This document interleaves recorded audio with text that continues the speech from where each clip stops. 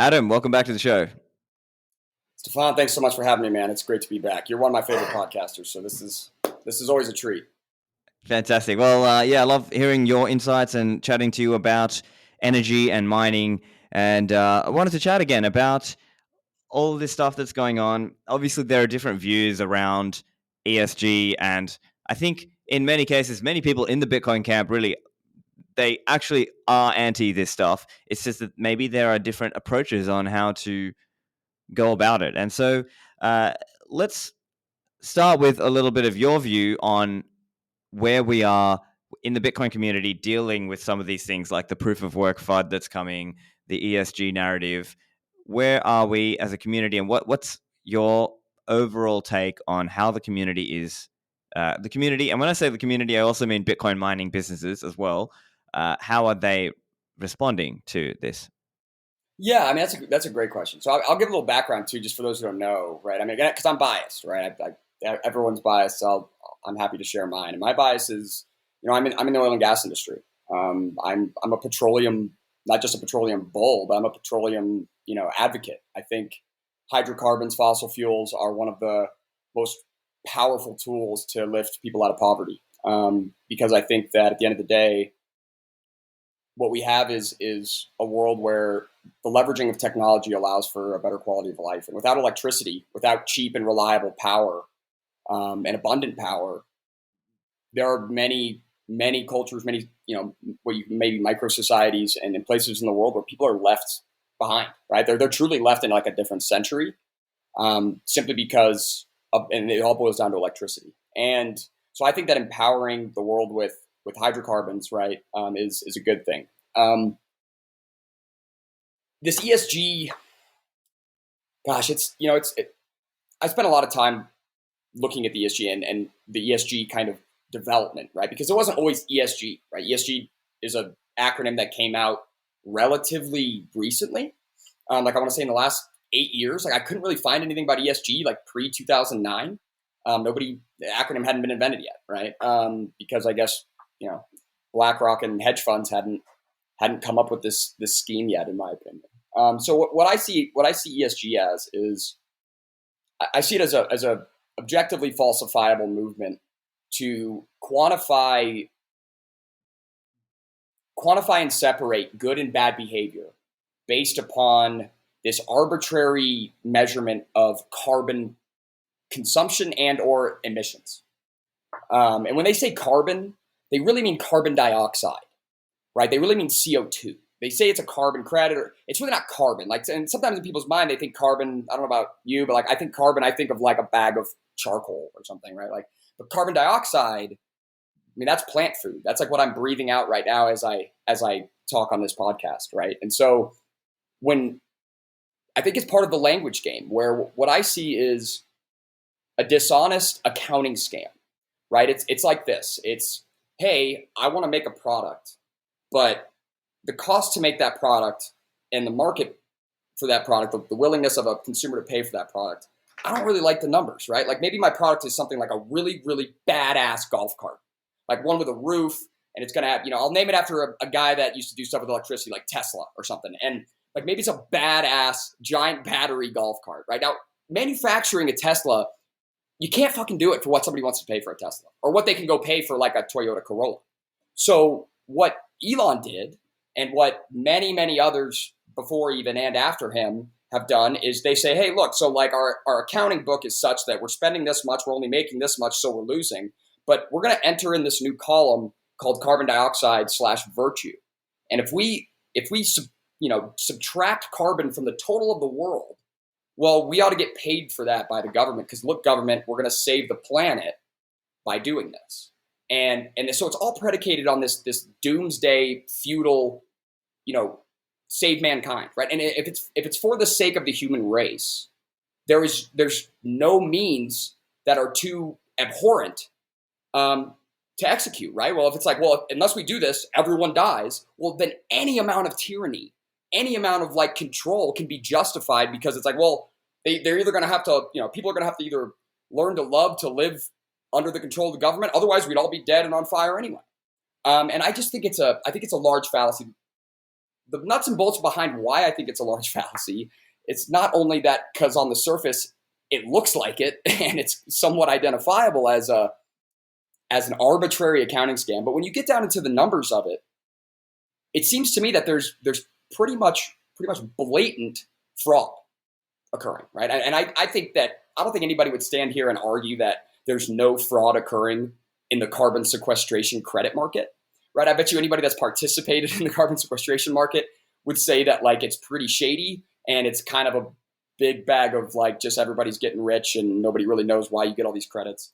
Because I've spent the time and I've talked to these guys, because in the oil and gas industry, a lot of the oil and gas producers will get carbon sequestration credits for either mining Bitcoin, which is what we do at Upstream Data, and help oil and gas producers maximize their revenue. But they're also going to look for ways in which they can maximize this carbon accounting scam. Like they're in a world where there's this carbon accounting scam. As a business, it's almost foolish if they don't look into it, even if they don't believe in it, which, by the way, they don't.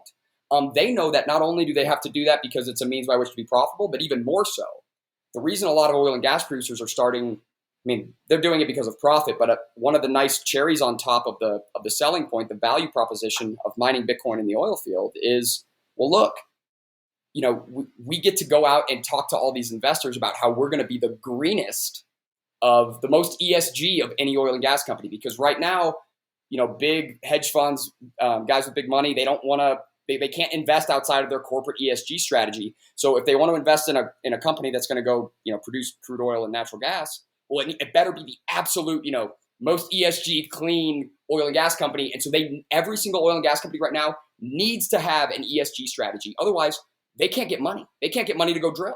Right? I know guys right now that could have proven it 50 times over before that you give them $200,000, they'll go drill 5 wells for $40,000 each. And they'll ROI in 100 days at $100 oil.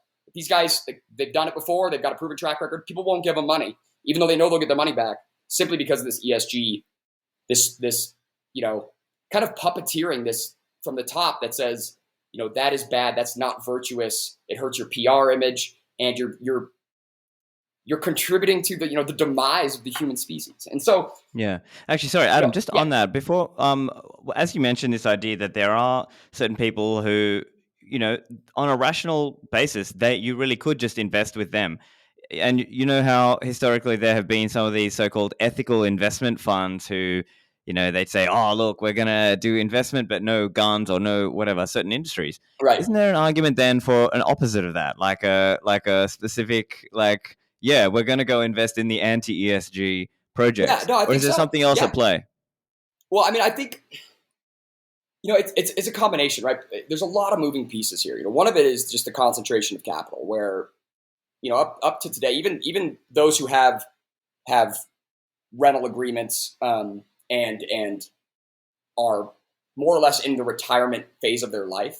If you went back 40 years ago and you looked at those who were retiring and their nest eggs that they had accumulated, right, that would be generations above boomers. What you found is a lot of them maintained their own money, right? A lot of them maintained their own portfolios. They weren't great portfolios, but what we have now is pretty much everybody's just in like a fund.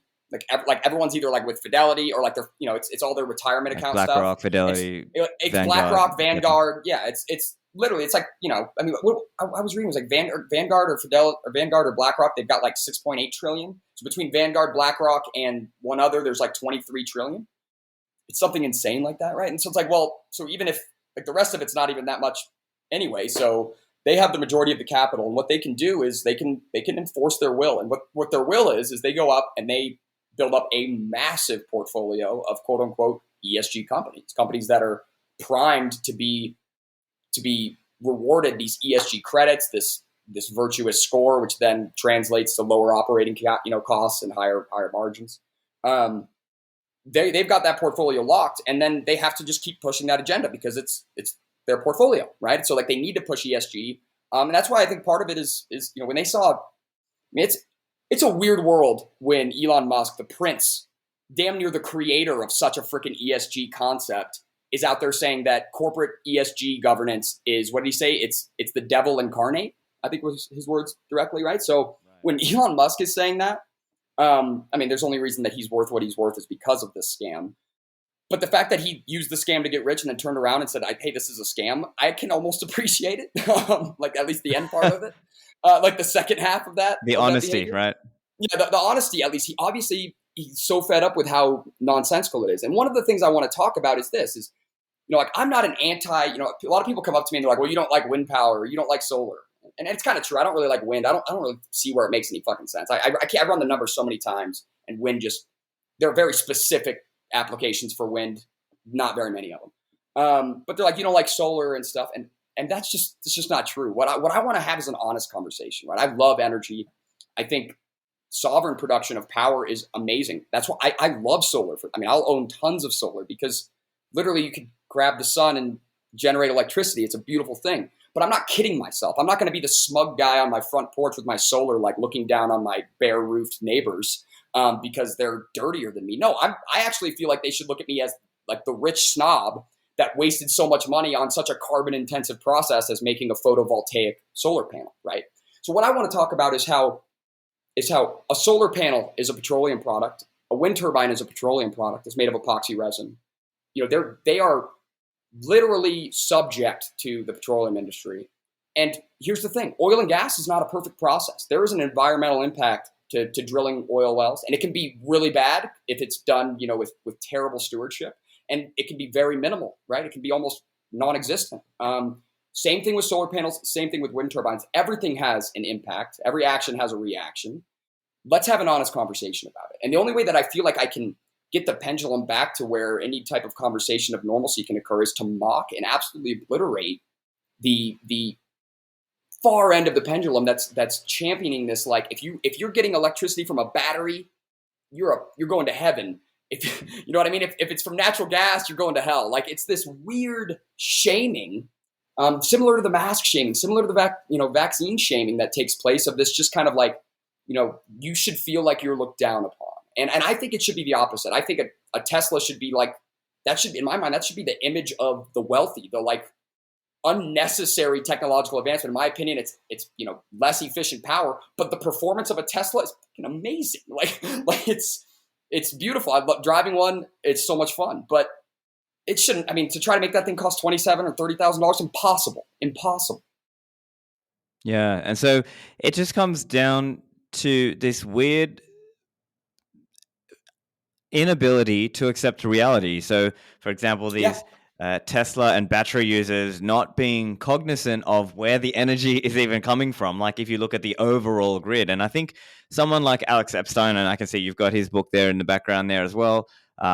I'm also quite influenced by his thought. I think he really helped put things in overall context, because what we've had is this whole media and propaganda thrown at everyone about, oh, look how great wind and solar is. And they sell this message as though the world is transitioning to wind and solar and it's all going to be clean and it's going to be fairies and flowers and, oh, it isn't how amazing the world is going to be. Yeah. But then you actually look at the real numbers of how much of the world is powered by wind and solar right now. And the world is still very much fossil fuel powered, and we should accept the benefits of that and the costs of that. Yeah, and I think, and plus when it comes to that accounting, right? Like, a lot of people will talk about the numbers. People love getting the numbers. Well, yeah, if I, within 80 miles, my Tesla, rids enough carbon that it pays for itself, or some bullshit like that, right? Whatever it is. And what nobody ever breaks down the numbers, in plain English with like specific attributions to, what they're speaking about.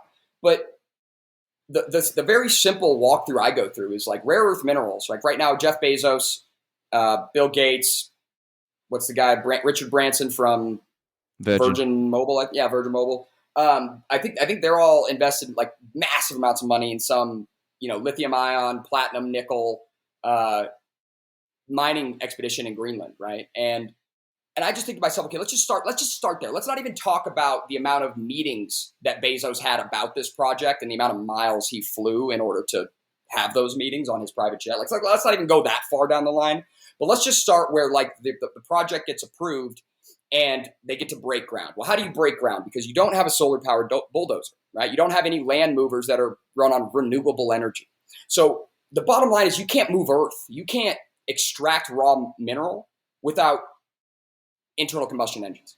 The economics of trying to use some other type of a machine other than an internal combustion engine, an electric bulldozer, like, quite frankly, like, my apologies, go fuck yourself. Like, that's just absolutely, like, they're not even there yet. But we still have people talking and parroting that type of crazy idea because Biden comes out and talks about how the military is going to go all green, like all the military vehicles are going to be better for the environment. And then I'm not even kidding you. Did you see the post by Raytheon where they came out with the environmentally friendly surface-to-air missiles?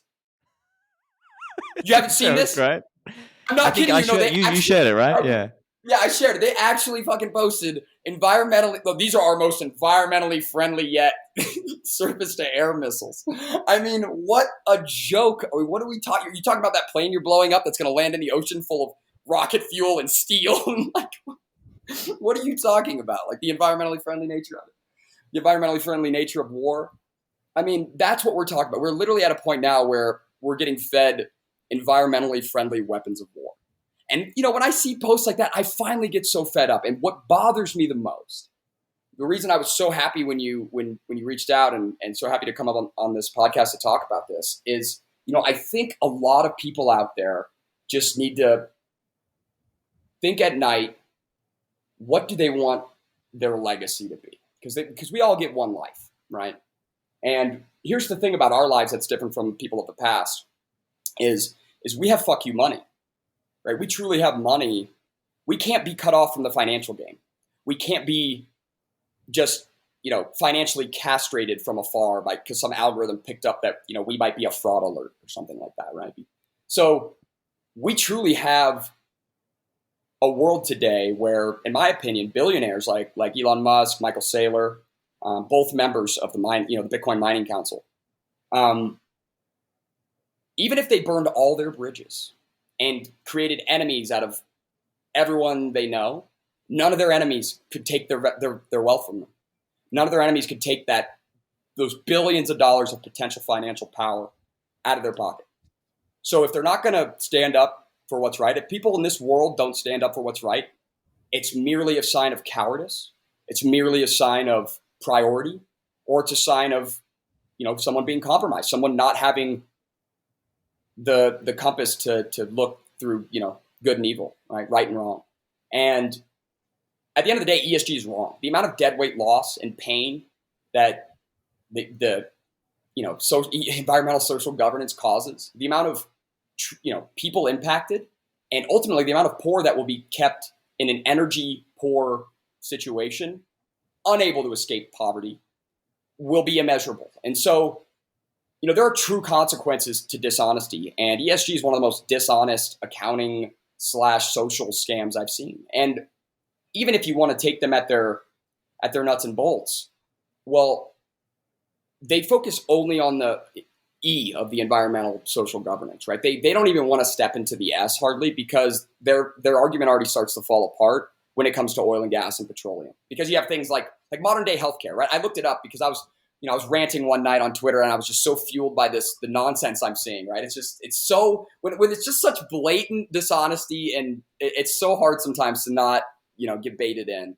And so I started doing a lot of research, and I the way that I wanted to make a stark comparison, or I wanted to ask some hard questions to those who promote, the abolition of fossil fuels, getting rid of petroleum altogether, is I wanted to ask them, okay, so say you get in a car accident, God forbid, and you're going to be on life support.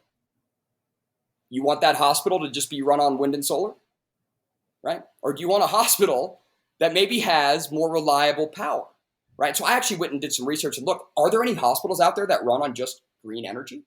And I found one in Europe that is claiming that it's building up to be purely renewable. But then in big ass bold letters, the administrator of the hospital says, we will never be detached from the grid and reliable power because of our, life-saving equipment. And, well, duh. What does that mean? Why do you have to put that asterisk in there? Well, what he's really saying is, by the way, we're always going to be connected to natural gas, because natural gas we can count on. This shit, doesn't always work. And by the way, they spent $14 million, $10 or $14 million on their first project. And the first project was enough solar panels so that they could light up all of the street lamps on their hospital campus. right? So they spend 14. I mean, God forbid they spend $14 million trying to cure my pancreatic cancer. All right, let's do it. Let's fix the street lamps and put out an article about how we're the greenest hospital in the world because our new PR guy is really, he's a go-getter. And so it's just a bunch of bullshit is what it is. And that's what I'm trying to say without being laughed out of the room as some sophomoric, oil and gas zealot. But at the end of the day, I kind of want to say to the Bitcoin Mining Council, like, find your balls, stand up for what is true. And if you're a rocket scientist, Michael Saylor, take a look at the carbon accounting scam and tell me what you see. Or is your portfolio too fucked up that you can't be honest, right? Like, at what point do we have to just say, like, this is absurd? Let's set a new standard, right? And that's where I wanted to go is, hey, let's come up with our own metrics. Let's talk about the amount of waste we're mitigating. Let's talk about the amount of industrial hardware, the industrial inventory that's not being degraded because maybe a Bitcoin mine came in and allowed for a more efficient power generation process that's wearing less on this turbine engine. Because now instead of running this turbine at this 40% or 30% load, because they don't really have the demand for it, they can run it at its absolute optimal of like 75 to 85%, where it's perfectly efficient. You ought to get X amount more hours out of it, less maintenance. I mean, it actually burns cleaner. Like, there's a handful of examples I can bring to you where Bitcoin mining lowers the time preference of the consumer who's behaving with the market, lowers their time preference and gets them to behave in a way that ends up being more environmentally friendly. And you don't even need to regulate them because they're just incentivized to naturally behave this way because they'll make more money. And that's a beautiful thing. That's something we should talk about as Bitcoiners. We shouldn't come every week with a, hey, please say that Bitcoin's green. Look, these are the numbers you guys told us to give you. And Bitcoin's numbers are good, right? Say they're good. Like, we're begging. We're not just placating. We're brown nosing to the, to the Ivy League nonsense. And then what the second that we give into their game, all they're going to do is move the goalposts and shut us down with the game. I mean, that's what they do, right? Is that they get you under their thumb. They move the goalposts. You can never win with them. What you need to do is play a new game. And that's why Bitcoin works, is because trying to destroy the dollar would require tons of violence. And you would have to become the monsters you're trying to destroy in order to destroy the dollar. But with Bitcoin, you can just opt out and you obsolete them purely through abstinence. And that's a beautiful thing. That's a nonviolent revolution. That's kind of what I was hoping. I did a podcast about the Bitcoin Mining Council. I wasn't a big fan of it from the beginning because I think it's just, again, I saw it going this way. It's a slippery slope. You start getting into their game. You start reporting how green Bitcoin is. Next thing you know, you're out there saying, yeah, the federal Bitcoin mining regulation committee, they're actually a good bunch of guys. Like, I know a couple of those guys and, they're trying to do the right thing. Like, no, what? Like, how did we even get here? Like, we shouldn't even have that regulated committee. We shouldn't even have people thinking, coming and telling you, like, yeah, you can mine Bitcoin, but only if it's with, an ion that was generated via this process, not this process.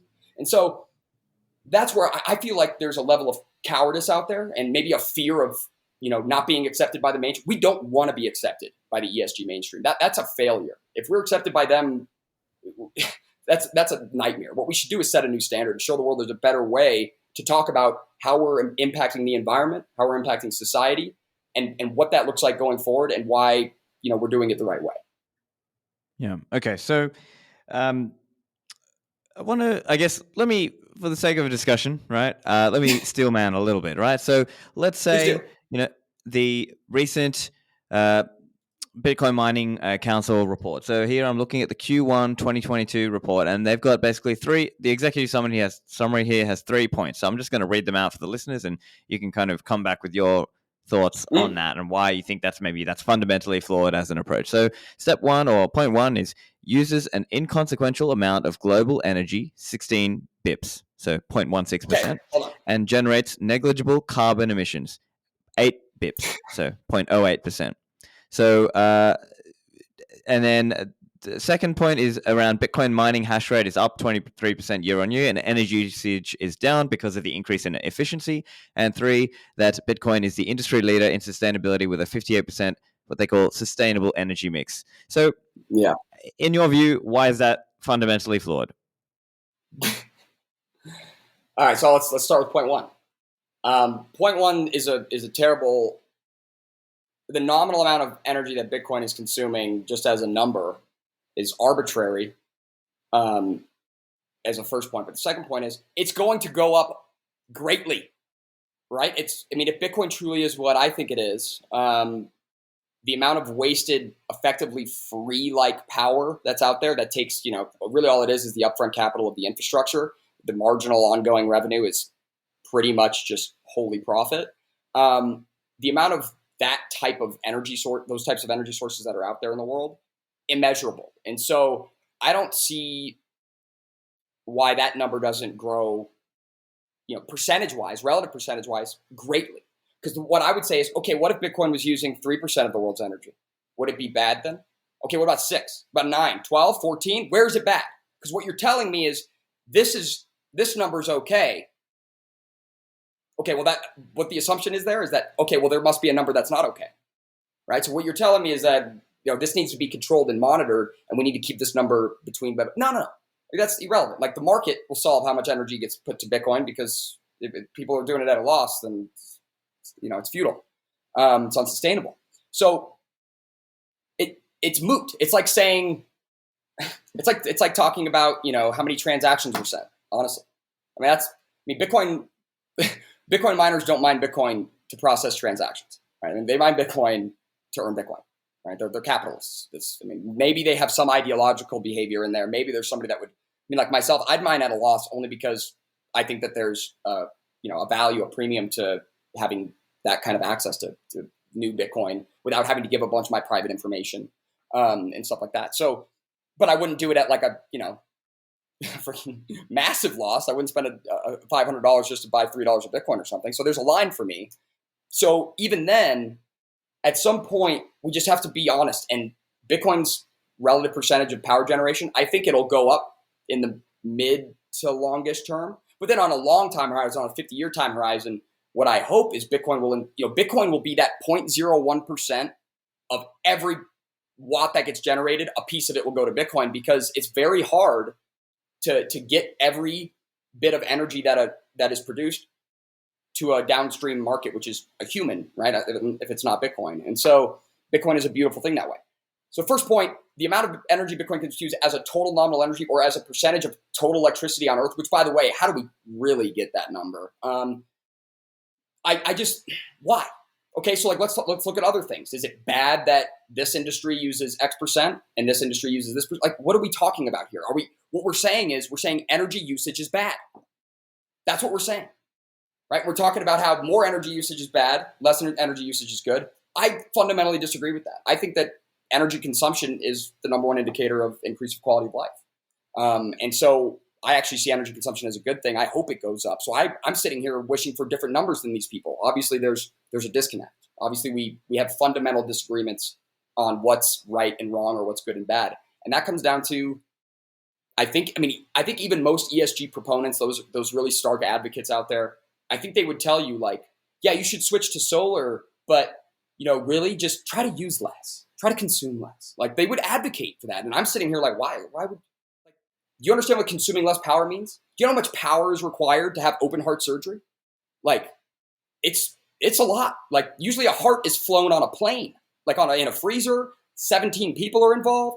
A lot of petroleum, a lot of concrete, a lot of asphalt involved in the fact that you can have open heart surgery and get your life saved. Do you want to be able to have somebody put a heart in you and save your life? Or do you want to live in a world where you have a heart attack, it's over, guaranteed. So one of the biggest ones that I've recently come across, one of the biggest points is medical care. And that's where I'd like to compare. So, but back to your point, the second one is, basically, this one's around the increase of efficiency in the Bitcoin mining machines. Just refresher for the listeners. Right. And I think if we looked at that, really honestly, the place to compare it to would be, industrial data centers as they are today, right? Amazon and Microsoft's billion-dollar data centers that they have. And the efficiency is, Bitcoin's efficiency is it's so laughably higher than anything out there. An S9, a 6-year-old Bitcoin ASIC is still 1,000 times more efficient than, Apple's brand new M1 Max Pro chip. It's like a joke, right? When it comes to computational power per watt. And we're already like at the industry edge of computational efficiency. And so like, I say that only allows us to have a greater impact. But it actually it's something that kind of it's an obstruction for any person that's looking to come and mine Bitcoin at really big scale, because the sheer amount of power that you end up needing, right? Even though you're using less, we're still at this place where to make a nominal impact on a 220 million terahash network, like to try to, go like right now, Stephan, if you wanted to be, a Bitcoin miner that had 1% of the network, you had 1% of all hash rate, you'd have to come in with like 2.2 exahash, right? And even using the absolute latest and greatest S19 X Pro Hydro crap at 25 watt per terahash, you would need like 60 megawatts of power. And that's the issue, is like, we're going to need to consume a lot more power. If we're going to sit here and start talking about how Bitcoin's becoming more efficient, okay, yeah, well, it might become 2-3x more efficient, but there's going to be like 50x more miners. So why are we even setting ourselves up for failure here? Because these numbers are going to kick us in the teeth later, right? So I don't know. That's again, I fundamentally disagree with just that supposition that consuming that way of energy thinking. is a bad Okay, so obviously I'm not Michael Saylor, but let me try to steelman just for the sake of discussion and to see, like, I can imagine someone on the Bitcoin Mining Council, and they might be saying, well, look, there's all these big pools of capital out there, massive pools of capital that can come into Bitcoin, and potentially once they start buying into Bitcoin, they may then become more orange pilled, and maybe they could sort of change their mind. Because for a lot of people right now, it's just tick box exercise, right? We just need to sort of tick this box for now. In the next few years, and this would dramatically increase the number of people in Bitcoin, the number of people mining in Bitcoin, the number of companies at a company level willing to invest, or funds willing to put money in, because they've managed to check their box. Because a lot of these people, they're only going to go at a very high level. They're not going to go deep into the Bitcoin rabbit hole. And so you just need to give them an answer that they can tick their box, and then they can proceed. So what do you think is wrong with that approach?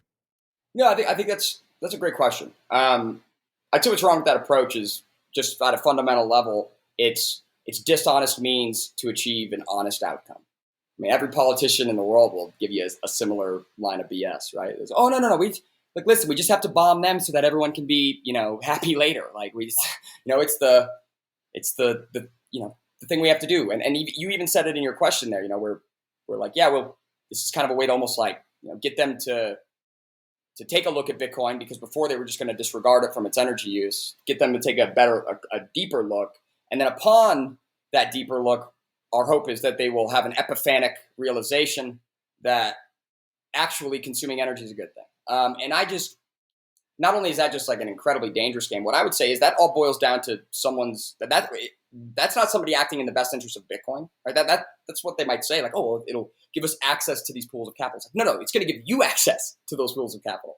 You want that ESG money. You want to stick your finger in that beautiful, sweet tax pool, because if you just get your fingernail in that tax pool, boom, you're made of solid gold. You're like a solid UTXO the second you get your hand on any kind of taxpayer money, right? And because it doesn't take much, it takes just a fraction of a fraction of a fraction of a percent of that $300 billion fund, and you're set for life. And so it sounds to me more like I want their money, but they won't give it to me unless I agree to their bullshit. So I'm going to agree to their bullshit, and then I hope to trick them later. Like that strategy sounds like nonsense to me. To me, my argument is be patient. Let them sit on the sidelines, and trust me, Bitcoin's price, they'll come running, right? And once Bitcoin's price runs, they'll feel the pain of sitting on the sidelines because of that dirty thing. I mean, I don't know if you've seen it, because it got lost in the news. It's kind of been gone, but it's about 6 months ago, end of 2021 and into, January of this year, there was all these articles, and I throw on Bloomberg every now and then, just to have it in the background, because I like, one, if Bitcoin pops up, I always love to look what the mainstream's talking about Bitcoin and how laughable it usually is. I usually have to turn it off because it's painful at some point, but what I was listening to was an analyst come on, talk about how, and I think the caption was like, are ESG investors missing out on beta in the oil and gas industry? And the whole entire thing was about how all these people are pulling their money out of some companies and going into oil and gas because like, I don't know if you've looked at oil and gas stocks. The only stocks I own are Bitcoin mining, like a Bitcoin mining stock. I own some Bitfarms, and then oil and gas. It's the only equities I'll ever touch. I don't own much, but the last 16 months of oil and gas has been sweet to shareholders. Like, there's companies out there 400 or 500% up, 350% up. So absolutely crushed it in the oil and gas game. So then Wall Street has to sit there and, they have to have a moral council with themselves. Do we want profit or do we want virtue, right? Like, they literally danced around this topic of, well, are they really in the ESG because they want to change the world, or is this really just about like getting a return on your money? Because at the end of the day, that's what it's really about. People aren't out there, maybe there's some, but these massive funds are really looking for a return. And the second that their ESG story starts to be unprofitable, it will vanish with every other piece of propaganda that's ever existed in the past. And that's what I hope for, right? I hope it blows up. I hope Bitcoin helps shed light on this obfuscated nonsense. And that doesn't mean I want like rogue, like capitalistic anarchy out there, right? Like, I don't want guys just like, dynamiting the earth and, mining minerals that way, just destroying things. Like, not at all, right? I think the concept of let's hold each other accountable, right? An environmental social governance kind of a concept doesn't sound like a horrible idea to me. Centralizing powers to regulate and to give insight for regulators into an industry sounds like a poison pill to me. It sounds like we're gonna show them how green Bitcoin is, right? How green it is. And the problem is, what green means to them is not the same as what it means to us. And what they're gonna do is they're gonna sweep across the United States and say that, yeah, you can mine Bitcoin, but only if it's, with what we designate as green. And we're gonna have trapped ourselves, right? And the oil and gas industry is gonna take that in the teeth, right? I mean, I'm personally would be severely affected, right? Our business at Upstream Data is helping oil and gas producers mine Bitcoin. What's funny is we help them mitigate emissions. And so, I feel like it would kick them out. Like, they can't mine because they're using natural gas. Could you imagine that? Like, an oil and gas, and this isn't a crazy thing. In the oil and gas industry, there's not just that industry, but specifically there's a lot of crazy regulation that actually disincentivizes environmental friendliness. Like, the regulators that are trying to make you be more environmental end up making it worse.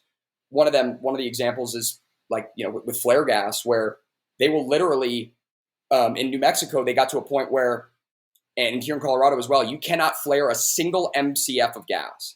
And now they do allow some flaring, but it's not about the amount that you flare. It's the reason as to why you flared. So the reason that you can flare is if the pipeline doesn't have any capacity for you, well, then you can flare, right? Because that's like an uncontrollable act. Right. So in other words, if the market makes it so that you have to flare, you can flare. The other reason is like accidental or incidental, and then you report volume. And if it's over a certain amount, you can be fined, blah, blah. But at the end of the day, even if you have one single MCF of gas that just and let me just, for those who don't know, there are maybe a handful, less than 100 oil wells in the United States that have zero gas production. Okay. Anytime you find crude oil, you find some gas, right? It's just natural, right? It's just part of hydrocarbon production. Is gas is everywhere. There's maybe a couple of pure oil plays. So this affects every single well in the state. And in this instance, in New Mexico, a customer I know, they have a well where it doesn't produce much oil, but like every 6 days or so, they'll have to flare some gas because some gas builds up in the tank battery, right? Where they're storing the oil, it just builds up at the top. Well, now they can't produce that oil anymore because they have no way to mitigate that flare. And so they literally have to shut the well in, even though they could produce oil out of that thing for another decade, right? And supply the market. It's already been drilled.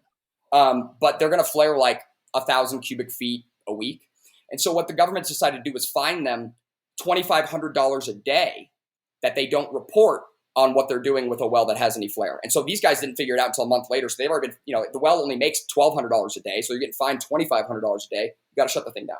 And it's almost not even enough to come in with a Bitcoin mine. One MCF you can't power enough engine to really make it worthwhile. So literally that well is no longer viable, even though it's perfectly viable with $100 barrel crude. Like, tell me that they're trying to get the price of oil down. Yeah, right. They would remove this type of regulation immediately. Wells would open up, price of gasoline would drop within 5 days. But no, we're in a world where it's more important that you have a good excuse to flare some gas. And flaring methane is truly just CO2 and H2O. So that's one of those things too. That's like, wow, I'm perplexed by the lack of logical regulation, and that's where I boil down to it in the grand scheme is, do we really believe that regulators, centralized powers can, through policy and taxation, correct the atmospheric composition of the planet? I mean, how many sovereign nations are there? 208. How many people? 7 billion. Are they going to be able to do this through regulation, to where they can get the atmosphere to exactly how much carbon, how much nitrogen, how much that they think is perfect for human life? Like, and even if they're able to achieve that, what's the timeline? What's the cost? What's the human cost? All of it just Yeah, sounds to me all good like questions. Nonsense. All good questions. I think so. The existence of the Bitcoin Mining Council, I think it's not that you disagree with the existence of a council, because I think the Not point at of the all. council is that they are doing education and communication, right? And so I think that's not the issue. I think perhaps the issue then that you're taking is more around the strategy or the particular metrics. So I guess in the spirit of being constructive, then what Yeah. would be better? What would be some better metrics to talk about and parade as an industry to say, look, these are the things the Bitcoin mining industry is doing? So in your view, what would some of those metrics be? That's a great question. Would it be funny if I just had nothing to say? Like, I was just here bitching and I had no, like, nothing to offer. No, I've thought about this a lot, right? And there's a lot of metrics that I look at just as an individual, because I'm curious in industry. I'm always curious to know, how mining in the oil field is different than maybe just flaring gas, or, there's guys that just combust gas in the oil field to mitigate their emissions. They just essentially run electricity into the ground, just run it into a load bank, which is hard on the infrastructure and costly. So mining is much, much better. Honestly, nobody should be doing that anymore. They should be mining Bitcoin. But what are some metrics? Well, one of them the metric that I love the most is waste mitigated. Right? You can do that in tons. Like, you can talk about emissions mitigated, like in CO2 tons, things like that. Or you can talk about in true, like, nominal dollar amounts of waste. One place where waste is being mitigated, obviously, like I said, with Upstream Data, we've shipped over 300 Bitcoin mines. So, there's a lot of gas that was just being burned into the air, or in Canada, vented into the air, which is, from an air emissions point of view, is much more substantial than CO2, CH4. So that's one area where there's waste mitigation that is measurable. And let me tell you how measurable it is. Well, my dad and I invested in this. Many people are knowledgeable of this. My dad and I invested a very small Bitcoin mine back in 2018, a little 50 kilowatt kind of operation, right? Bought an engine and a Bitcoin mine from Upstream Data. And, we invested, I think we invested something like 30 grand. It was not big, right? With that $30,000 and a subsequential like $11,000 in operating over the next 2 years, 24 months, we were able to mitigate like 22 million cubic feet of CH4 emissions. And so what I do is I like to go, hey, what did $1 get me? How much gas did I mitigate per dollar, right? Because, by the way, tomorrow it's going to be another number, because I'm still consuming gas and I'm still spending money, but it's marginally, where am I at? And what you find is, per dollar investing in Bitcoin mining in the oil field might be the greenest, most environmentally friendly investment that's ever existed in the history of fucking Earth. Okay, per dollar invested. There are many green environmental initiatives out there, and a lot of what they do, a lot of what they advertise and what they, I guess, kind of brag about, a lot of these projects, is what their carbon sequestration per dollar invested is, right? So, like, your impact, the bang for your buck, and how much you really saved the planet. Then you get to get on stage and say, like, I saved a bajillion whatever of CO2. Well, when you compare it, it's a joke. It's an absolute joke. I wish I had the numbers in front of me. I should have pulled them up for tonight. But it's, from what I remember, we're talking like 15, 25 times better, bare minimum, right? And that's their numbers, where they don't even really report the true cost. Like, they don't report the carbon they're emitting at the same time that they're sequestering it, because some of these causes are not very logical in my mind. Same thing like with solar panels. You could talk about solar panels displacing and sequestering carbon, but we first need to talk about the amount of carbon that was used in their manufacturing, their transportation, their erecting, and their maintenance, right? Like, let's be honest about it. Let's actually take a look, and let's not look at the subsidized numbers. I want the raw numbers, right? If there's slave labor involved, we need to freaking put a different number on that, okay? Because there's a human capital cost there that is abhorrent and honestly should be a non-starter. But apparently, some people think saving the planet, again, if we're saving mankind, what's a few slaves? Honestly, if we don't enslave half the world and build solar panels, we're all going to die. So we might as well enslave them. Like, that's the slope we're on. That's the slip we're headed toward. And this is not something that can be stopped by sheer, I guess, by sheer will or by sheer force, right? This is a battle of the minds. This is a battle of education and how do people think about things? And we're way behind, right? The vilification of fossil fuels has gone on for like 2.5 decades, and it's in like every mainstream movie, like cartoons. The oil guys are the bad guys in the suits with dark glasses, and black stuff's coming out of the ground and they're ruining everything. And it's like, it's there. I mean, even I feel it, right? Like, and I'm somebody that I admire petroleum engineers way more than I admire NASA scientists and those guys. Like, the people that truly make this world go round are the people that really power every other industry, which is the energy industry. And so, like, I'm just really so ready to have an honest discussion. And what bothers me so much, what gets me where I got upset was I don't feel like I can have an honest discussion with the Bitcoin mining guys. I don't feel like they want to take my questions and my inquiries seriously. I don't think they even want to. I mean, what's funny is that a lot of them will retweet and talk about how, we should consume more power. I want Bitcoin to consume 10% of the whole world. Like, they'll do that, but then their report comes out and they sound just like everybody else. And they're defending Bitcoin's energy use instead of celebrating it. And that's where I'm lost. So waste mitigation, let's compare per dollar invested in mining in the oil field to per dollar invested solar panel in wherever, right? Or per dollar invested wind turbine. And then the second part of that ultimately is there's a massive amount of just waste electricity, and then bio waste, right? Bio waste is a huge factor. Heat waste is a huge market where Bitcoin mining is going to infiltrate. But bio waste is one. I don't know if you've had him on the podcast, but there's an awesome Bitcoin pleb out there who's been mining on.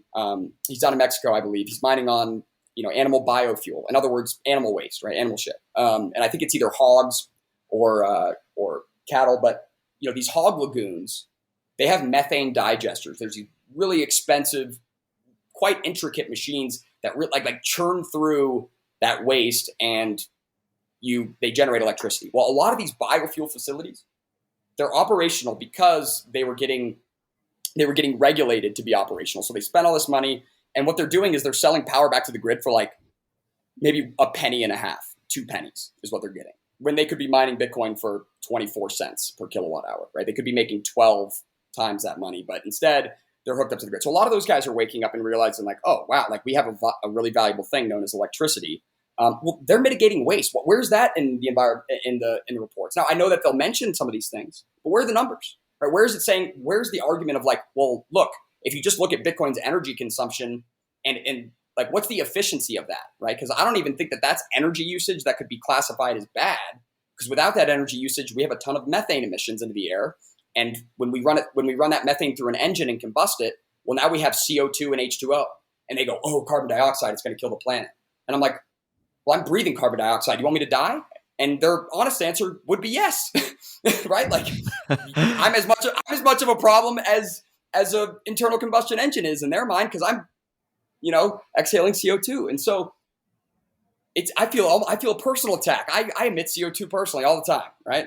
Like, it's I wish they would have that conversation, right? Like, let's have that. I mean, maybe I'm too far one way, right? I mean, and that's likely so, because again, I'm biased just as everyone is. But I feel like I'm closer to the middle. I want to have an honest conversation. And like I said, I'm not an enemy to quote unquote renewable energy, which, by the way, a better word, language is a huge part of this. Maybe a majority of the marketing and the mind game that's gone on is the language. And I would like to see people push back and just to say, hey, let's not call it green or renewable. Let's call it intermittent power generation, right? Let's call it intermittent power, because that's what it is, right? And that's fine.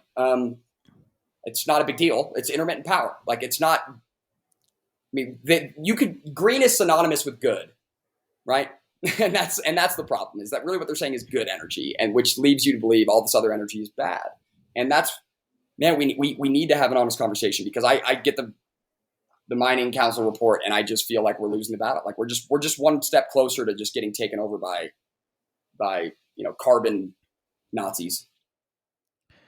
And the challenge in today's world is that because of the deep connections between these industries and the government, that there's a risk then that the government then comes out and sort of regulates in a certain way, or the challenge as well is around getting funded, as you were saying, right? Getting debt. It's not a risk; it's a guarantee. Yeah. So that if you can't get funding, well, then your project is gone skis, and then we're reliant then. And the really weird thing is that the world has sort of forgotten about what the point of reliable energy is, right? Like they will talk about all day about the virtue signaling of the green power, but then realize, oh wait, actually, yeah, we need a backup generator just in case our green power doesn't work, right? And so then they're like, well, actually, we're going to need a generator here, and they're not going to think about what's powering that generator. How does that generator run, right? Exactly. No, exactly. They're not going to think about, like, what's that generator made out of? Is that steel? Like, I've never seen steel get smelted without petroleum. I've just never seen it happen. What about concrete? What about asphalt? Right? Like, I mean, what about every piece of a Tesla? Like literally everything from the plastic, the tubing, the gas cap, everything. For the most part, petroleum touched it. And even if it's not a direct petroleum product, it was likely manufactured in a facility that was electrified by natural gas, coal, or some other hydrocarbon, right? And even if it had a mix, it would be like 90% natural gas, maybe 10% intermittent power. So what we're I wouldn't be able to go buy a bag of dog food for $20 at the grocery store without hydrocarbons, right? I mean, just the cost to get it there, the cost of everything goes through the roof, and people forget that hydrocarbons displace living hydrocarbons, like fossil fuels displace living fuels, and we used to use living fuels. I don't know, people obviously forgot, and many people still do. The number one cause of death in children under the age of 13 is upper respiratory airborne illness, right? Upper respiratory infection. They get sick, they die. Where are they getting these upper respiratory infections? From cooking food, because they're burning wood. And they're burning wood. It's got nasty particles in it, maybe like, fungus or whatever. And there's particles in the air, and they're breathing it in. They're sitting in their kitchen, whatever. And they get an upper respiratory illness. You give them a bag of coal, clean as could be. All of that goes away. Everyone under the age, all these, and literally it's millions of kids per year. Millions of kids per year stop dying. You give them coal. And guess what? You don't have to chop down forests anymore. This is what's really fun, Stephan. There's this thing going on in Canada that I've been enlightened to, where these coal-fired power generation plants are shutting down. And these new green virtuous investments are coming in. And what they call themselves is what is it? It's biofuel. That's what they say. They say they're a biofuel or bioelectric generator. What they're doing is wood gasification. They're burning trees. They're literally burning wood, generating heat, generating electricity. Like burning wood, spinning a turbine or burning wood, reciprocating motion. They literally just turn a coal plant effectively into like a timber combustion plant, and they're getting carbon sequestration credits. I mean, beyond me. It's beyond me. By the way, I figured out, if anybody wants a really sweet opportunity, you included. There's places in the United States you can go buy a plot of land, and then you take count of all the trees on your land and the type of tree that they are, and they'll have particular growth, right? So it's like, okay, well, I have this, many acreage of trees at this density, and they're this type of tree that grows this much per year. So every year I have, a total of this much tree growth in my, my acreage. Well, if I go plant 3 trees or 20 trees per year, and I only consume 5 trees per year to run my Bitcoin mine, well, I can get credits too. Because at the end of the year, my forest will have grown by this much, and I used this much, and I netted a growth. So I actually planted trees on the net So I'm sequestering carbon via planting trees. You need to pay me for the cost of planting the trees, and you need to give me carbon sequestration credits while I'm sitting here rolling in Bitcoin. And then I'm using my Bitcoin miners and their hot air to dry the wood before I put it into the damn thing to gasify it and generate electricity, right? It's like, so like they're incentivizing me to go burn forests, and they'll give me taxpayer dollars to do it. I mean, that's how ESG friendly this stuff has become. And so I feel like we've lost sight of what it means to negatively impact the environment. Because I think if we allow them to make it just a carbon dioxide metric, that how the hell do they even calculate to that, by the way? I mean, because I've done I've attempted to do a lot of carbon accounting myself. What a nightmare, and there's so much room for error, and it's a joke. But if we allow ourselves to play that game, there is no winning. I'll tell you how that game ends. The nationalization of energy production. That's how that ends. With one person generating electricity, the United States government. And that's the only place you can get it, is from them. And that's where that game ends. So it's incompatible with the Bitcoin standard. It's incompatible with the Bitcoin world. The heads are going to meet. Let's get ahead of it. Let's start setting a new standard today. Let's give them metrics like infrastructure. Like I said, with engines, there's a lot of turbines, a lot of generators out there that are having unnecessary wear and tear, or they're sitting unnecessarily idle. Right now, you emitted all this carbon, built all this steel, have a great piece of infrastructure that just sat there for the last 3 years. Like, well, you could actually put this to use. Well, does that offer any good to anybody? Well, does Bitcoin offer any good to anybody?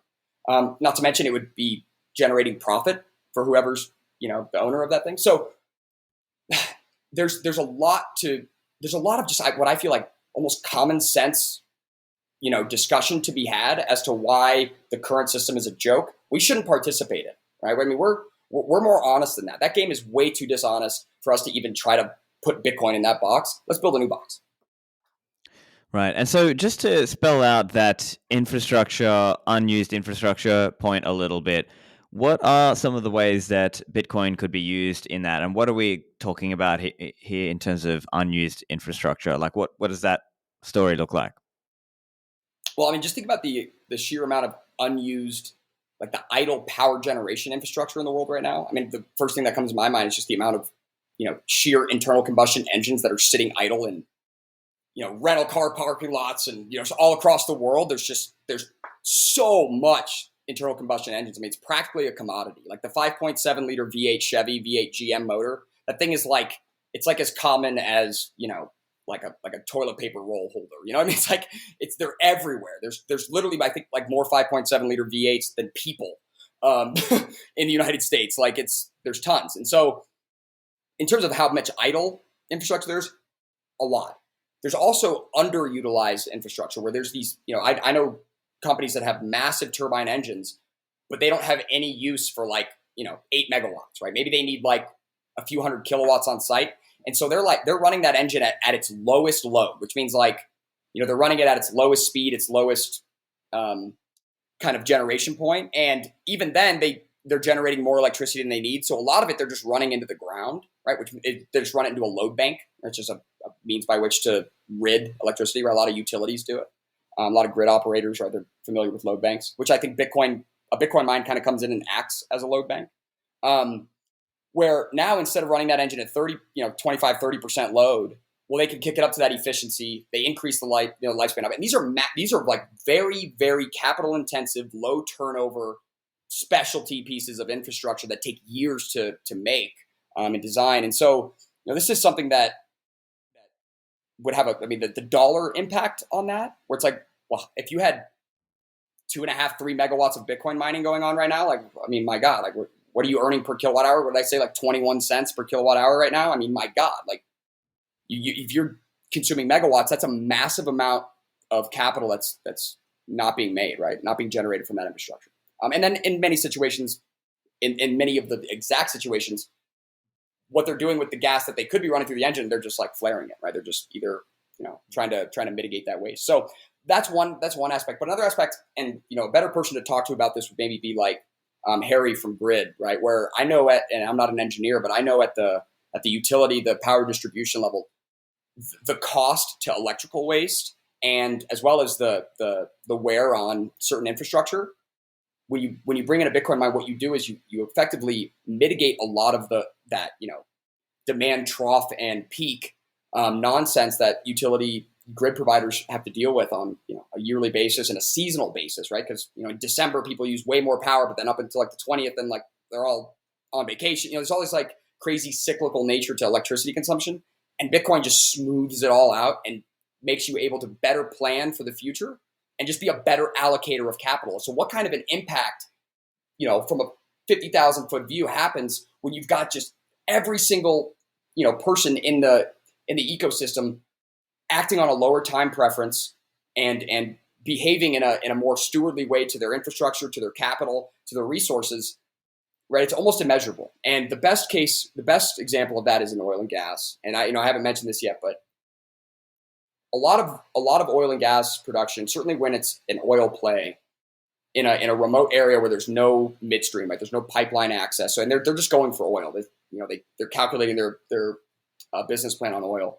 What they'll do is they'll drill a well, they'll frack a well, and they'll inject shitloads of pressure into that well, and they'll blow off any of the gas, right? Like what you get first is gas. You got to imagine drilling an oil well is kind of like you shook up a soda can, right? And then you just tap like a microscopic hole into it, right? Well, the first thing that would come out would be all the gas, right? And then you'd get to the liquids. And a lot of times what they do is they drill another hole drill another well over here, and they inject pressure here, and it pushes out oil over here, right? So now it's obviously a lot more complicated, but at the end of the day, that's more or less what they're doing. Well, when you enter Bitcoin mining into the equation, things change. Because initially they would go in there, they'd inject tons of pressure so that they blow off all that gas and they get to the crude fast because time is money. And then they start bringing that crude to market and try to get their bait back, try to get a return on their investment. Well, now they're going to be incentivized to frack that well and slowly inject it, bleed off every cubic foot of gas, run it through an engine, mine Bitcoin. And then once they get to that oil, right, then they'll attack the oil and they'll inject more pressure into the well and go after that. And what you'll find is over the lifespan of the well, you'll find less of an environmental impact because there was way less pressure in the well. There was way less injection pressure needed. And what you'll find is a greater overall production. You'll get more oil and more gas because they took their time. They lowered their time preference, right? Oil and gas producers will lower their time preference, and not a regulator will have to sign a bill. Right? They will become more stewardly because their capital, they're driven by capital incentives. And so, when you see something like that, that's something that people need to learn about. That's something that people need to realize is a synergistic, benefit, not a, it's in the oil field, so bottom line, it's dirty, right? Like that's the, that second part is where we're sitting today, where the New York moratorium on mining, right? I don't even know if this thing is passed yet. I know it went to the full assembly floor. I think it's maybe going to the state Senate. And if it passes, the governor, who a bunch of Bitcoiners were like, woo, governor of or mayor of New York City or whatever the hell, like he's a Bitcoiner. And then now he's about to sign a bill that says you can only mine Bitcoin on green energy. If that passes, that sets precedent. And if you're not in Texas, you should be worried. Good news is, as a company, we're in Canada, so that's a big part. But it could sweep up there too. And we've got a lot of Texas customers too. So I know Texas will probably be insulated from such statewide BS. And I think Wyoming, North Dakota they would be damn fools to follow suit. They would, again, that would be a poison pill for them. And I think they're probably sitting in rooms. I hope Cynthia Lummis is sitting in a room this week talking strategy on how this is bullshit. And if this passes, what our plan is to make sure that it doesn't come to Wyoming, right? I hope so, because I hope at least some people out there are seeing through this nonsense. Yeah, for sure. Okay, so we've spoken a bit about some of those things at a more broad level. Another area I'm keen to chat with you about is around home mining. Now, this is something I see you've been big on this, and I want to also get your take, because sometimes on Twitter there's this arguments back and forth around considering the upfront capex cost of the mining machine versus looking at the opex cost and the profitability. And as you mentioned, my recent episode with Daniel Frumkin from Brains, also we went into this a little bit. But I'm curious to get your take. How should we think about the home mining question with capex versus opex? Yeah, no, I think I'm really glad you asked that question, because I constantly try to reiterate and clarify myself as people get excited and want to participate, right? At the end of the day, your power cost is a significant variable, right? I mean, it's dire. It's not the only thing that's important.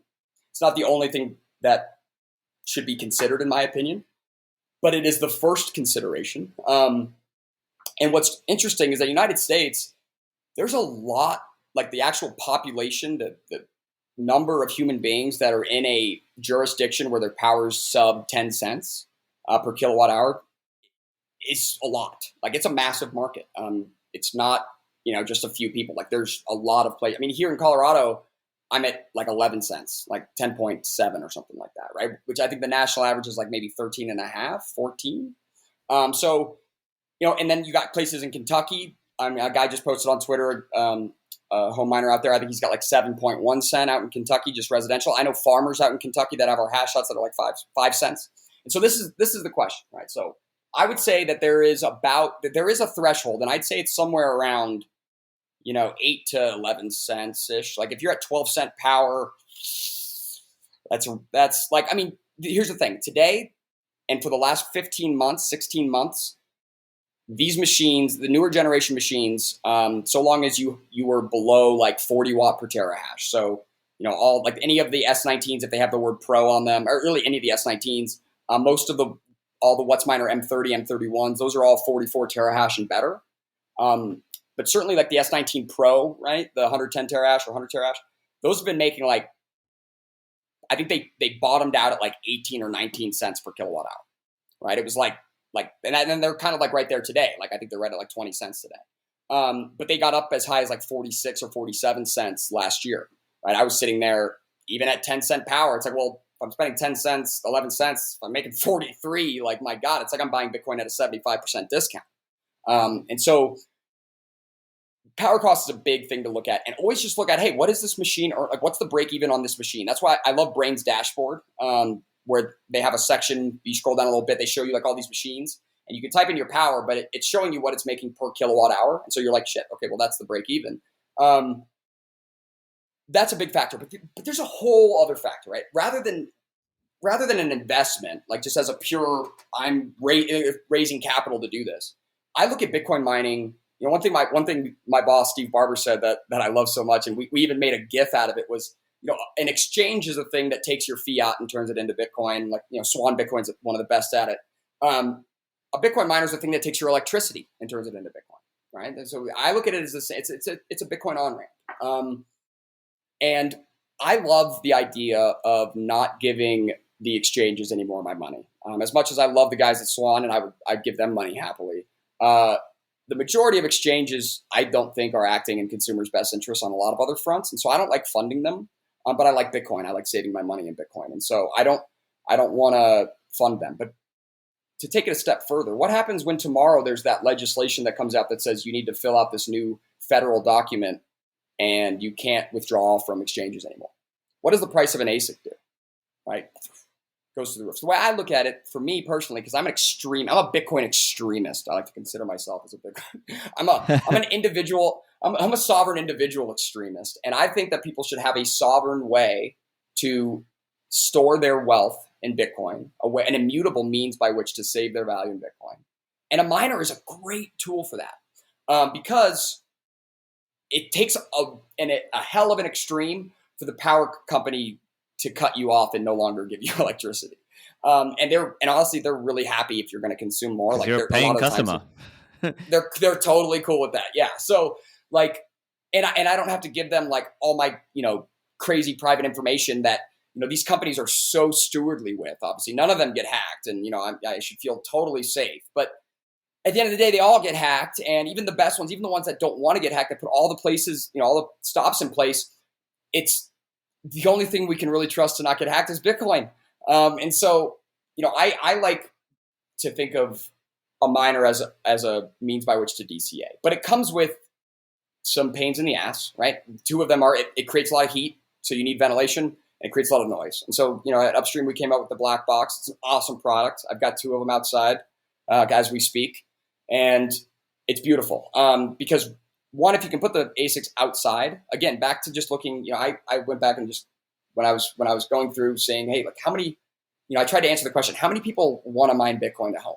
Like, it's a really tough question to try to quantify that market. It's hard to figure out, like, just on a bare basis, how many people own Bitcoin, right? Because you can look at on-chain analysis, but most people are exposed to it through an exchange or, all this crap. So, I tried to get an idea of that.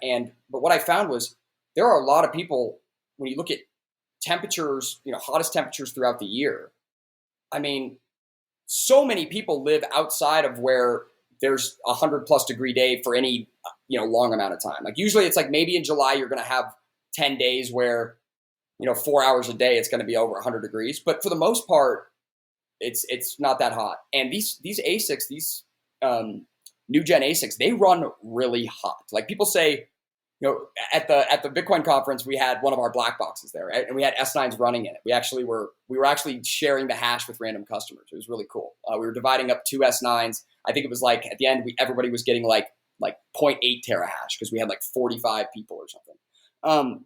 But everybody that came up there, they would come up and they'd say, "How do you keep the ASICs cool?" Or they would even say cold. And I just was like, wow, people have the wrong idea because of all this immersion and all this cooling going on, these cooling technologies. People think that these things need to be cold. They run really hot. They run between like 69 and 90 degrees Celsius. So like 150 to 200 degrees Fahrenheit. So if you have something that's, that's okay running at 85 degrees Celsius and actually prefers to run around there, well, you can cool that thing with 35 degrees Celsius air. You just need good airflow. Like that's enough of a beta that you're drawing out a lot of BTUs. So you just need good airflow. These new gens, they fail around, I think it's going to be around depending on your altitude and things, 94 to 100 degrees is where I think you'll start seeing them have a hard time keeping themselves cool enough. And what's beautiful about the guys at Brains is, they're already working and releasing on the 19 and hopefully, when WhatsMiner. Hopefully they'll release for the WhatsMiner soon. But even the WhatsMiner has, so the WhatsMiners come with stock firmware that allow you to put the ASICs into low, normal, or high mode. And so like me, I'm running my ASICs, the ones I have in low, and they consume about 20% less power, 15 to 20% less power. So truly that's 15 to 20% less heat. It's a one-to-one relationship on wattage to heat. And so from that point of view, you can say, okay, well, maybe if this, WhatsMiner would fail at 94, 95, if I put it in low mode, maybe my threshold goes to 103. And now there's only like one day a year where I have to maybe my machine's going to go down from noon to 4, but then it's back up and, we're on. So what we found is, hey, if we could put this thing outside, most people could mine. But the problem is it's not just about heat. There's rain and snow. So we made, an all-weather box. And then we figured, hell, if we have to make the thing protected, let's kill the noise. Like it can't be screaming in someone's yard. And so we set the standard at an air conditioning unit, right? Because people have an air conditioning unit outside their house. It kicks on, a fan spins, it makes a noise. Well, those are about 45 to 55 decibels. And that's where we aim to get our ASICs down to. And that's what we were able to get to. So, rather than be at 85 or 90 decibels, which is like an alarm, these things scream, you have to get kind of right up to the box. And yeah, then you hear like a humming, a high pitched kind of, but it's faint. It's not annoying you to death, and it's not something your neighbor's going to call the HOA. So what I like about home mining is the numbers, right? And not necessarily the profitability numbers, because those numbers are what they are, right? And if you're in Hawaii or you're in California and you got 26-cent power, like I'm sorry, like what you're going to do is the more you learn about mining, the more you're going to want to move. I promise you. Like it's just going to happen. Like you're going to want to get the hell out of this commie electricity location you're in or whatever. And so I think that part of the discussion is, there's millions of words that you could go read on such topics. But what I like to think about is the numbers are such that we're still so early. We're still in such an infantile stage of Bitcoin mining as an industry that guerrilla mining, what I would call it, like home mining, I call it guerrilla mining because it's not necessarily at home, but it's like less than 25 ASICs or less than maybe call it 100 kilowatt scale, less than even 50 kilowatt scale. But even if you had a million people plug in one ASIC, one S19, you would increase the hash rate by 50%. 50%. And that would be huge, right? That'd be over 100 million terahashes. And just a computer in my backyard. And all of a sudden, the government, co-opting a massive gigawatt facility like a Riot, in combination with, all of a sudden, like a state attack becomes like absolutely out of the question. Not even like well, it would be hard. Like, no, this would be absolutely impossible. If you've got 100,000 to 1,000,000 people spread all over, the world, you can't, that's beyond regulate, that's unregulatable. And that's the goal, right? That's the goal, is to help Bitcoin become unregulatable and help it be shielded and strong enough for a state attack. What I'm confident about is Bitcoin historically, it's got, I want to come up with a term for it. It's got this magic, there's this magic to it where it's like a magic provocation where Bitcoin doesn't piss anybody off until it's big enough to deal with an attack from them, right? Because like in 2012, the government could have shut Bitcoin down, right? They could have absolutely co-opted mining. Like, it was not very decentralized at all, even anything. They could have absolutely made it, but it was too small for them to give a shit. It wasn't a threat to them. But by the time it becomes a legitimate threat, Bitcoin has this way of being too big to deal with. And that's what I'm hoping for. I'm trying to help that, even though I feel like it's a natural phenomenon with or without me. I can't help myself, but try to help the decentralization of that hash rate. I don't think it's that big of an attack vector, but it is an attack vector. I think the number one attack vector for Bitcoin is this ESG narrative, this ESG mafia that exists in the world, this corporate ESG mafia. And I think the way that they actually get to threaten Bitcoin is through the political vector of development, not through like physical co-opting of hardware, of machines, and taking over hash rate. I think it's going to be through the convincing people that consuming this energy is bad. And then we need to change the code, go proof of stake or some shit, right? Right. Yeah. And so it's really interesting that there are different allies and enemies in this world then in that view, because those people who are pro-fossil, pro-energy usage are naturally more aligned with the cause of Bitcoin because, hey, there's some common cause here. Like, we want to use energy. We like your energy. Like, let's all do the energy, And then the more socialist-minded, ESG-minded sort of people tend to align against Bitcoin, right? Because their view is more like, oh, you're being wasteful and we can't leverage that same level of social control that we would like to, like the same kinds of people who want this kind of, or who don't see an issue with the kind of social control agenda that's coming. Right. Or they justify, it justifies the ends, right? The end, it's okay because the end is saving humanity. Right. Even right. if they think that like that control is bad, right? Yeah. So yeah, it's really interesting to see where that's going. And so I think, I guess, summarizing then a little bit around home mining, it's that in some cases it might not be pound for pound as profitable per se, but it might be seen as like a non-KYC acquisition of coins, and it might be seen as like a ideological defense of the permissionless nature of Bitcoin and the censorship-resistant aspect of Bitcoin. Whereas, others might believe that, let's say, just enough people holding Bitcoin and sort of stopping that enough people who want Bitcoin is enough to sort of stop any political action, which I don't know, maybe that's also true, but I think the argument on this side would be more like enough people mining makes Bitcoin more decentralized and thus harder to control. Yeah, there's no downside, and there's at least some measurable upside to having it more decentralized. And one thing I like to bring to the table is, if we really want a world, if we're true in our complaints about the money printer, if we're truly disgusted with the infinite expansion of the money supply, and which translates to the debasement and theft of savings and hourly wages, not to mention of other countries that are relying on the dollar. But if we're truly disgusted with that, we must be professional and upstanding enough to offer a better money, right? And I think that's what we do, right? We offer Bitcoin, but we ought to know why it's a better money. And I think the reason Bitcoin's a better money is because it's a better representation of energy. The only currency in the universe is heat energy over time. That's it, right? That's it. I mean, without the sun, it's over, right? We're gone. Nothing is here. What is food? When I go to the gas station, I look at a Snickers bar and I look at a gallon of gas, and weirdly, the gallon of gas and the Snickers bar the same cost, how much potential energy is in this one? How much potential energy is in this one? Because they're both just energy.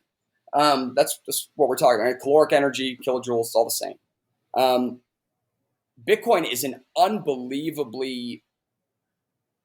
is unbelievably tethered to energy, right? It is as close to a kilowatt hour in a pokeball or in a battery as we can get to.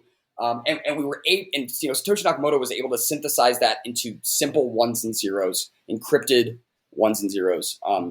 Basically, he was able to merge information and money and make them become the same thing. And energy is the key there. Without the energy input, there is nothing worthwhile. There is nothing revolutionary, right? And so we can't lose sight of that. And that argument expands into a world where we say, okay, well, if energy is the currency of the universe, if that's heat energy over time, then the means by which we generate that energy it all just matters on efficiency, right? Efficiency is should be the number one priority, and then environmental impact should maybe be right behind it. But efficiency usually goes in with environmental impact, and what we find is hydrocarbons, fossil fuels. I mean, natural gas is unbelievably clean, right? And what you spoke about when it comes to home mining, Steve Barber, my boss and founder of Upstream Data, he spoke at the Bitcoin mining conference about this, and I'd never heard him talk about it before. It's a really great idea where he said there's these forces. There's a force, and if you're a Bitcoin miner, there's a force that's pushing you to expand because you get some economies of scale, right? So there's this force that makes you want to mine more, but then there's this force that makes you not want to mine more because it keeps you more private,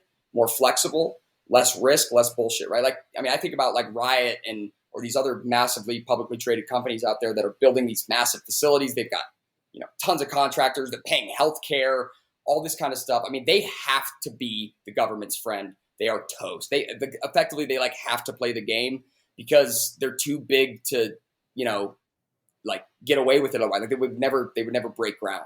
Whereas miners like me, I mean, if you've got 12 S19s and a few black boxes, I'm really flexible. I may have just decided to start mining last week and I've got hash rate today. You can't want a megawatt facility and get it done in a week, right? I can get up and running right away. I can pick up and go move my hash rate right away. I don't even have to really talk to anybody. I can just get it done. I can be quick, nimble, and I'm private. There's benefits to being small just as much as there's benefits to being a bigger company. And I like to play. I'm having a lot of fun working with the guys on this side of the spectrum because they're very creative, right? The way in which Bitcoin mining parallels with a real estate investment is beautiful, right? I mean, I'm seeing guys go out and buy properties in low kilowatt hour jurisdictions, and instead of getting a renter to come in and for that passive income, they're just loading up the house with miners. They're just loading up the panel. I'm not kidding you. I'm not kidding. Right. Well, think about it. It's okay, well, I buy this. I mean, and by the way, a lot of these are crap houses, $140,000 house out, in a small town, Wyoming, that's just got way too much power than they'll ever need. And you load it up. Well, then from the outside, it looks like a house. On the inside, you got black boxes and soundproofing and cameras, and instead of having any counterparty risk, which having a renter sucks. If they stop paying you, it could take you 6 months to kick them out. They got squatters' rights. It depends on where you are, all this stuff, right? They've got kids. You can't, now you're putting kids on the street. You want that on your conscience, man? Just because you needed your passive income. Or you could have Bitcoin miners in there. And then every month you're mining with Bitcoin and that profit goes to, if you can cover the mortgage with that profit, holy shit. Now it's every month every time you pay your mortgage and you pay your power bill, you're just effectively investing in Bitcoin at a discount. And then once you de-risk that property enough, boom, you roll it over and you do it again. You go find, and literally we'll arbitrage a kilowatt hour across the entire United States. Anywhere where there's low power, we're coming. If you're afraid of Bitcoin miners raising your power rate, guess what? It's going to happen because energy has been undervalued for way too long. It's been subsidized. It's been, there has been no mechanism to say well, if I'm in a 15-cent kilowatt hour jurisdiction, there's no way for that person to consume over in a 7 kilowatt hour jurisdiction until now. With Bitcoin, I can consume anywhere there's cheap power. I can be a consumer of that market and be arbitraging that kilowatt hour. And what we should see around the globe is there should become a global energy price. There should become that basis, and it'll become the standard. It'll become the risk-free rate of return, where it's like, hey, do you want to invest in a smoothie franchise shop? Like, well, why would I do that? Like, I could just take the same exact capital, invest it in mining where I have, at this power rate, and I get the same return without all the bullshit. Like, unless I have an idea that's going to beat Bitcoin mining, it's not a good idea. I should just take that capital, mine Bitcoin, right? It's gonna be low reward, but it'll also be very low risk, right? Right now, it's a lot higher reward, a lot higher risk. But over time, I think that's what we'll see is Bitcoin is a mechanism that arbitrages a kilowatt hour anywhere it's undervalued. Yeah. And I'm curious to get your thoughts. Final question as well. Thinking about that, let's say the person listening is thinking about doing home mining and they're thinking about, well, what about in fiat terms versus Bitcoin terms, right? Like, should I be buying a Bitcoin miner with Bitcoin, or should I be looking only to do it in the case where if I have fiat income, or let's say ideal case, I can access cheap fiat credit to, let's say, buy a cheap home, buy the miners, get the setup going. That fiat or Bitcoin question, especially for a home miner. Yeah, that's a great question. I have gotten myself in trouble advocating one way or the other on this question, and so I would say, that's the key question. And so when you're outside of the educational realm, and so I think there's room for, if you're really curious to mining, I think there's room for, like, hey, buy an S9, like a cheap miner, plug it in for the educational aspect. Don't look at it as like a investment that way. Look at it as like you paid for a class, right? So outside of that,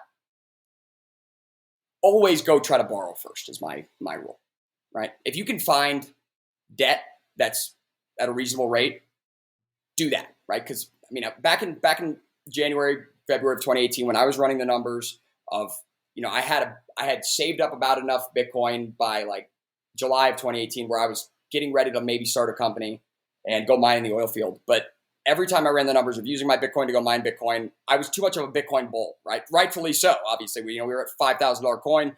I was too much of a bull. I was like, no, we're never going to mine. I'm going to buy all this hardware. I'm going to get up, and then Bitcoin's going to go to the moon. And I'm not going to have any left. I'm not going to have made any yet. And so I didn't like those numbers because I was too bullish. However, if you're in if you have, it all comes, again, that would come down to your power cost, where it's like, if your power cost is, a great article I'd recommend to read is, I came out with something I coined as the Denver derivative. Right? I'll put that in the show notes. Yeah, put that in the show notes. I'm not a mathematician. I don't know if this will hold for a long period of time, but since I've been in mining, I've been trying to figure out if an ASIC is properly priced, or if it's cheap, or if it's expensive. And it's all relative to Bitcoin's price, all relative to hash price, its earnings. But what you find over time is these very interesting kind of situations where, like, for example, last year we fell off a cliff. Hash rate fell off a cliff. Competition fell off a cliff, and so did price. But price went from 55K to like 30K. Competition went from like 180 to like 70. Like, we went more in half. So actually, ASICs were more valuable. Like, they were making more Bitcoin and even more dollars per kilowatt hour at $33,000 Bitcoin right when the competition dropped than they were at like 55, right? And you're like, what? And so, but then you looked at their upfront cost, and the upfront cost didn't go down like nearly as much as it should have, but it was still more than what the relative ratio is. So it was like, oh, well, then that's a cheap miner, right? So there's it's crazy. The Denver derivative kind of walks through that process. Now, that's denominated in dollars. I'm currently working on a Denver derivative that's instead of using the hash price, I'm using the hash value, right? Which is the value of a single terahash in sats, right? Rather than in dollars. And the reason I went with dollars with the Denver derivative is because ASICs aren't priced in Bitcoin. They're really not. They're priced in dollars. Like, that's the world we live in. And so that's why I went there. But you need to use the hash price, because it's using just Bitcoin's price is stupid, which is really what happens today. Bitcoin goes up 10%, ASICs go up 10%. It's like, wait, hold on. Competition went up 10% too. Like, these ASICs are making the exact same. How are you charging me 10% more? And guys are like, sorry, that's what people are paying. And you're like, what? Well, they're stupid. And then you look around and people are buying it. You're like, I can't, like, they must have not run the numbers. So I write an article, right? So I would say that. I would say I've never been bearish enough that I say, like, YOLO your Bitcoin into hardware, because the price of machines will always trend downward, right? Unless Bitcoin is in the midst of ripping, the prices should be trending downward, because it's more competition, and we have Intel, hopefully coming out with what they call their Gen 2, as efficient as S19 stuff. So hope more competition, great. So those should trend downward. What's valuable is your access to power. So if you've got really cheap power, it might be worth spending your Bitcoin. Like if I had 2 cent power, I'd be spending Bitcoin to buy ASICs. 2, 3, 4, 5 cent power, I'd probably be spending Bitcoin. Above 5 cent, I'm looking for debt. If I absolutely can't find debt, I just would probably keep looking. That's the way I would go, because I don't like spending my Bitcoin to go try to mine more Bitcoin. Right now, I'll borrow cash and use Bitcoin to buy the stuff, but I'm not taking right. my Yeah, own you don't want to take a net loss Yeah. in your Sats position, and then that's the other Exactly. question as well, is thinking about that, because let's say even you can get debt, but if you could get debt and just buy Bitcoin versus getting debt to buy mining and doing a mining setup, how are you thinking about that? No, that's a great point. Thank you, because I want to follow it up with me personally in 2018. Like I said, I did a small investment in a Bitcoin mine, like 30 grand, but I raised like 120 grand. So we just bought Bitcoin. So and that's a great point. I would say I don't think I could ever, even if I had 5 cent power right now, right, which I do in the oil field, but that's it's a little bit of a different situation. But even if I had 5 cent power at home, I would definitely want to be mining, right? Because it's just great opportunity. But I don't think I could spend more than, I don't think I could spend more than like 5 or 10% of my Bitcoin holdings. You know what I mean? Like if you don't have a Bitcoin, like if you don't have a whole coin, don't go buy an S19, right? Like if an S19 right now, they cost they're like maybe $9,500 or something, so quarter of a coin. Or a fifth of a coin. Like if you only have, half of a Bitcoin, don't YOLO half your position into this mining thing that you've never done before. Like maybe buy an S9, configure one, like figure out what this is all about. Run one for a month, because your power bill might be like 7 cents, but you might not realize that actually it's way higher than that, because there's these hours that if you're consuming during these hours, then you're going to get charged like 25 cents. And so your aggregate's going to end up at like 16 and you're going to get wrecked. So I would say that there's a lot of risk that maybe people are thinking it's just like a guarantee. And it's not. Like it is relative to your Bitcoin position. I don't like having, I don't think I could part with more than 5, or certainly not 10%. That would be really reckless, I think. Unless Gotcha. Bitcoin was on like an obvious blow off top. Like, I don't know. Like if we were so parabolic, even then I don't think I would. I think it'd be easier for me to go find debt. Right. And that was one of my main thesis in 2018 was, I was a 20-some-year-old guy with a little bit of oil and gas experience. Nobody was going to loan me money just to buy Bitcoin. Right. So I Gotcha. personally, I couldn't take on debt to increase my personal Bitcoin exposure, but they would loan me money to go solve a stranded natural gas problem. And that was a mechanism I could use to increase my personal position to this thing that I thought was going to appreciate. And so I went, buku for that. I was like, okay, well then mining makes total sense, because without mining, I have this much Bitcoin. With mining, I should have this much Bitcoin, and this is more. So go, right? And I'm glad we did. I'm glad we borrowed, right? Because that was the smart move. When you're borrowing and you buy Bitcoin at $5,000, it doesn't matter what your interest rate is once you're at 30,000. You're fine, right? And so that's a great point. I would say if I borrowed capital, I have a hard time putting more than half into mining. I always would say build up a treasury. Yeah. No, that's a really good insight there for listeners out there who are thinking about their own Bitcoin mining journey, as well as combating the ESG mafia. So, Adam, Yeah. I think that's probably a good spot to finish up. Where can people find you online, and where can they find Upstream? Yeah, so I'm on Twitter, Denver Bitcoin. You can find Upstream Data on Twitter, Upstream Data Inc. But we also have, our website is upstreamdata.ca. We're a Canadian company out of Alberta. So yeah, if you're interested in home mining, we've got a really cool product for it. That's for the backyard. It's about as plug and play as you can get. You have to cut a hole, so you do need to take a drill and through a box, but that's about it. Cut a hole and plug in the ASIC, set them in there. And also, I just want to give a caveat out there to folks that Bitcoin mining is really exciting. It's one thing that I never thought it would become, or at least I thought it would take a lot longer. Is I never thought Bitcoin mining would become sexy. and it got sexy last year, right? Like when Rieke was started talking about like mining on volcanoes, right? Like that, the idea of like volcanoes powering the world's money, like is sexy, right? Like it's like you could see the VC bro at the bar with his martini, like telling the girl about his volcano Bitcoin mining bond, like he feels cool talking about it. So once Bitcoin mining became sexy, the downside was that people wanted to do it not necessarily for the return, but the social return of looking sexy because you're involved in this, right? And so what people wanted was to mine Bitcoin, but they didn't really want to mine Bitcoin. They just wanted to throw money at Bitcoin. And so I'd say if you have this instinct to just throw money and have somebody else set up a mine for you so that you're mining, like I'd say be cautious, right? Just be very cautious and understand that there are trade-offs in life, that it comes with counterparty risk. And Bitcoin is a tool. Yeah, Bitcoin's a tool to remove counterparty risk in our lives, especially when it comes to money. And I mean, we're living in a day and age where we can print our own money, Stephan. Like I almost can't help myself but participate because it's the first time in history any, average jackass like me can participate in the new money supply. I mean, what a time to be alive. What an invention, what a discovery, whichever it is that we get to live with. And not only just its existence, but the time that we're in. I mean, if Bitcoin grows to be this multi-century long, project, if you will, this multi-century long thing, people will talk at end about those first 30 years when there was actually a block subsidy that was like, bigger than like transaction fees.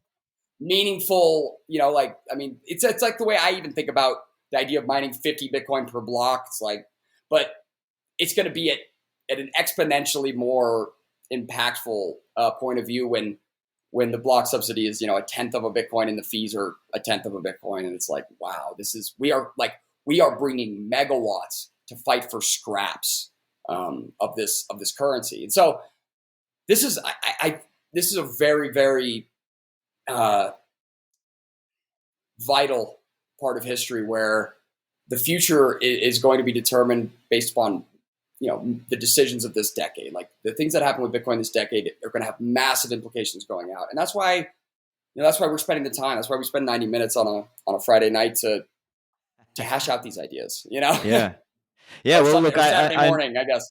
yeah, Saturday morning for me. But yeah, look, Right. it's great. I enjoyed chatting with you, and I think you had a lot of interesting insights to share both around the ESG Mafia as well as Bitcoin home mining and just Bitcoin mining in general. So thanks for joining me, Adam.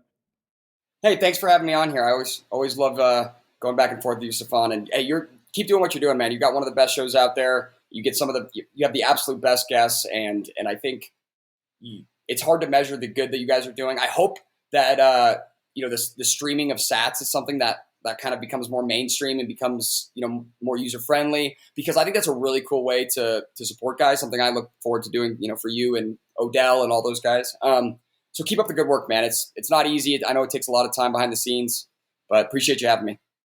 Thank you.